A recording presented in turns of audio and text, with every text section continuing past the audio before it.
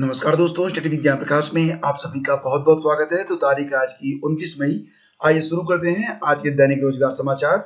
परीक्षाएं न होने से जो अभ्यर्थी लगातार मेहनत कर रहे हैं उनमें निराशा का भाव जगना स्वाभाविक है। यहाँ पर हम बात करेंगे एसएससी की परीक्षाओं को लेकर। तो एसएससी की परीक्षाएं 2020 की परीक्षाएं भी नहीं हो पाई। 2021 की परीक्षाओं के बारे में अभी कुछ ठीक से पता नहीं और आयोग को पूरी करनी है 2020 की कुछ बड़ी परीक्षाएं। तो यहाँ पर न्यूज अपडेट ये है कि कोरोना संक्रमण के चलते एसएससी की परीक्षाएं लगातार दूसरे वर्ष भी प्रभावित हुई हैं। हाल यह है कि अभी 2019 और 2020 की परीक्षाएं भी नहीं हो सकी हैं।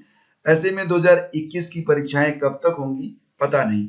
2020 की लंबित परीक्षाओं में सीजीएल, सीएचएसएल, एमटीएस, केंद्रीय सुरक्षा बलों के लिए कांस्टेबल जीडी भर्ती सहित कई बड़ी परीक्षाएं इसमें शामिल हैं। हालत यह है कि 2018 और 2019 की परीक्षाओं के परिणाम भी अभी लंबित हैं। आयोग की ओर से जो परीक्षाएं कार्यक्रम घोषित होने के बाद रोकी गई हैं उसमें सीएचएसएल 2020 की टीयर 1 की परीक्षा है जो कि अप्रैल माह से शुरू हुई थी और आगे चलकर कोरोना की वजह से इसे स्थगित कर दिया गया है। संयुक्त स्नातक लेवल यानी कि सीजीएल की परीक्षाएं जो कि 29 मई से 7 जून के बीच प्रस्तावित थी रोक दी गई हैं। दिल्ली पुलिस में सब इंस्पेक्टर भर्ती की दूसरे चरण की परीक्षा जो 12 जुलाई को प्रस्तावित है उसे भी कोरोना के कारण समय से पूरा कराना संभव नहीं लग रहा है। तो एमटीएस की परीक्षा भी जो कि पहले चरण की परीक्षा थी यह 1 से 12 जुलाई के बीच प्रस्तावित है, लेकिन अब इस परीक्षा का भी स्थगित होना तय है।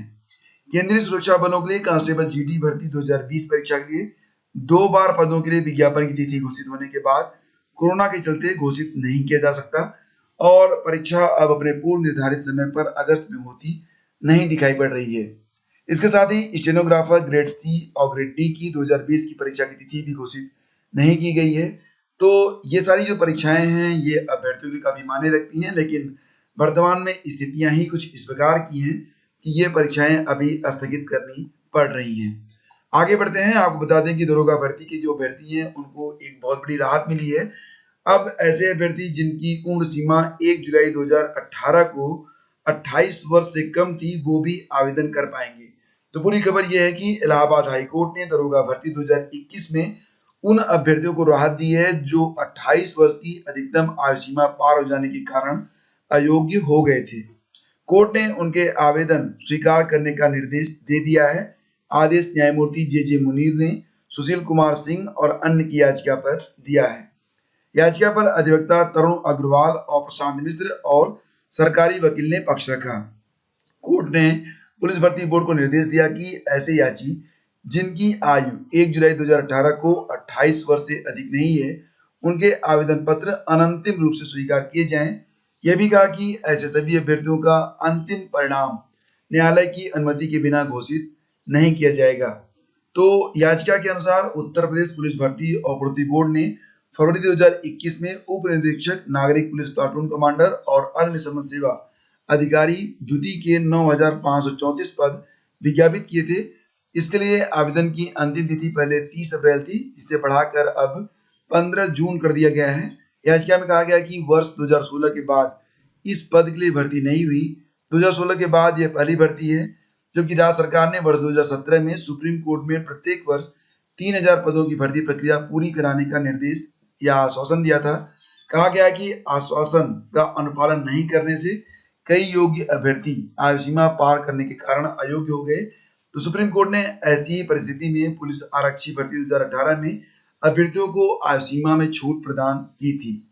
ऐसे में याचियों को भी आयु सीमा में छूट देते हुए उन्हें भर्ती प्रक्रिया में शामिल करने का निर्देश दिया जाए। राज्य सरकार की ओर से यह भी कहा गया कि भर्ती प्रक्रिया में शासन की ओर से कोई देरी नहीं है, क्योंकि 2016 के विज्ञापन से संबंधित विवाद का निस्तारण हाई कोर्ट 11 सितंबर 2019 को किया था और मामला अब भी सर्वोच्च न्यायालय के समक्ष लंबित है। इस पर याचियों की ओर से कहा गया कि 2016 की भर्ती से संबंधित वर्ष 2017 में 2020 तक भर्ती के आयोजन पर कोई रोक नहीं है। तो यहाँ पर सारी बातें ये हैं कि ऐसे अभ्यर्थी जिनकी आयु सीमा 1 जुलाई 2018 को 28 वर्ष पूरी नहीं हुई थी वो भी इसमें आवेदन के पात्र होंगे और ये बहुत बड़ी राहत है ऐसे अभ्यर्थियों के लिए। आगे बढ़ते हैं। सीबीआई को दें अभियोजन की स्वीकृति। तो यहाँ पर यूपीपीएससी की भर्तियों में तथाकथित घोटाले में सीबीआई की ओर से मांगी गई अभियोजन स्वीकृति अविलंब प्रदान किए जाने की मांग फिर से उठी है। यानी कि ऐसे अधिकारी जो कि दोषी हैं उन पर मुकदमा दर्ज किए जाने के बारे में पूर्व आईपीएस अमिताभ ठाकुर और सोशल एक्टिविस्ट डॉक्टर नूतन ठाकुर ने मुख्यमंत्री योगी आदित्यनाथ सहित अन्य को इस संबंध में पत्र भेजा है। और दोस्तों यहाँ पर बागपत में अगर आप आवेदन करना चाहें महिला अभ्यर्थियों के लिए है ये 28 मई को एक विज्ञापन जारी हुआ है। कस्तूरबा गांधी आवासीय बालिका विद्यालय में बड़ौद और छपरौली में जो है स्थित है। तो यहाँ पर आप आवेदन कर सकते हैं। हालांकि आवेदन ऑनलाइन नहीं है, ऑफलाइन आपको आवेदन करना है, जो कि जिला बेसिक शिक्षा अधिकारी बागपत निकट कलेक्ट्रेट बागपत में दिनांक 14 जून तक आपका जो आवेदन है वो पहुंच जाना चाहिए। जो रिक्तियों की संख्या और आरक्षित पदों का विवरण है वो आपके सामने है और इस नोटिफिकेशन को आप हमारे टेलीग्राम चैनल और फेसबुक पेज से भी देख सकते हैं और पूरा आवेदन आप कर सकते हैं। यहाँ पर मुख्य मैं आपको बता देता हूँ, विज्ञान के लिए महिला के लिए एक पद है सामान्य जाति, और इसके अलावा सामाजिक विषय में महिला के लिए है पिछड़ी जाति के लिए एक पद, और इसके अलावा अन्य पद इसमें शामिल हैं। तो आप देख सकते हैं काफ़ी जो सैलरी है यानी कि जो मानदेय होगा वो 22,000 के आसपास है। तो काफ़ी शानदार जो है मानदेय इसमें है। राष्ट्रीय परीक्षा एजेंसी यानी कि एनटीए ने यूपीसीटी के माध्यम से doctor APJ Abdul Kalam technical university Lucknow और Madan Mohan Malviya university of technology MMMUT Gorakhpur और HBTU कानपुर में जो एडमिशन होने हैं उसके लिए upct.nda.nic.in पर जाकर आप आवेदन कर सकते हैं। तो यहाँ पर डेट्स जो हैं वो बढ़ा दी गई हैं। अब जो अभ्यर्थी हैं वो 20 जून तक इसमें आवेदन कर सकते हैं और 20 जून तक फीस भी जमा कर सकते हैं।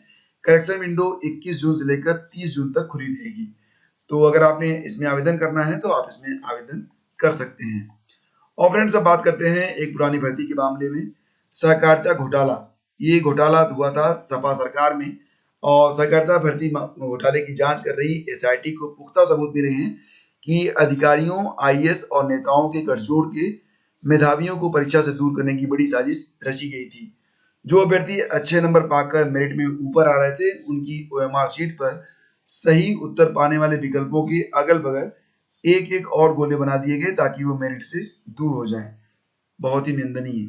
और ऐसे सैकड़ों अभ्यर्थी और ऐसे मतलब कि सैकड़ों अभ्यर्थियों की OMR शीट पाई गई है जिनमें दो दो गोले जानबूझकर बना दिए गए हैं।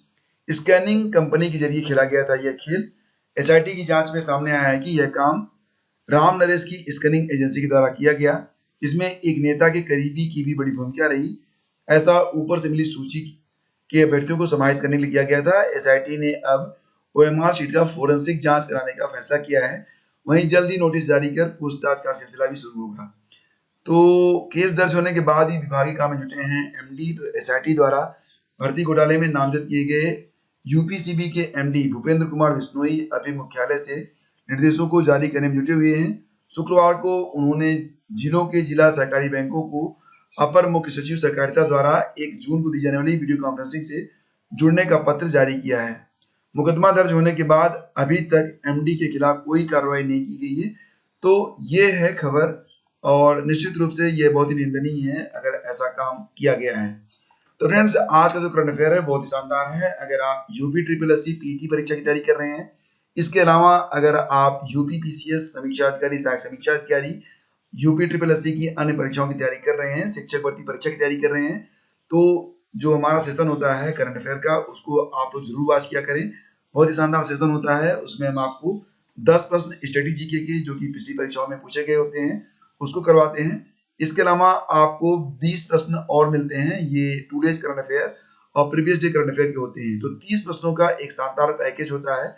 अंत में आपसे एक प्रश्न भी पूछा जाता है जिससे आपकी राइटिंग स्किल है उसमें काफी सुधार आपको करने को मिलता है। तो निश्चित रूप से आपकी परीक्षा के लिए यह सुबह का सेशन काफी शानदार है। अगर आपने अभी तक इसे देखना शुरू नहीं किया है, एक बार देखें। अगर आपको समझ में आता है कि हाँ ये मेरे काम का है तो जारी रखें, अन्यथा एक दिन में आपका कुछ नहीं बिगड़ेगा। जरूर देखिएगा। तो लिंक मैं दे दूंगा इसी वीडियो के डिस्क्रिप्शन में। शीघ्र मिलते हैं आपसे एक नए वीडियो में। तब तक के लिए आज्ञा दीजिए। नमस्कार, जय हिंद।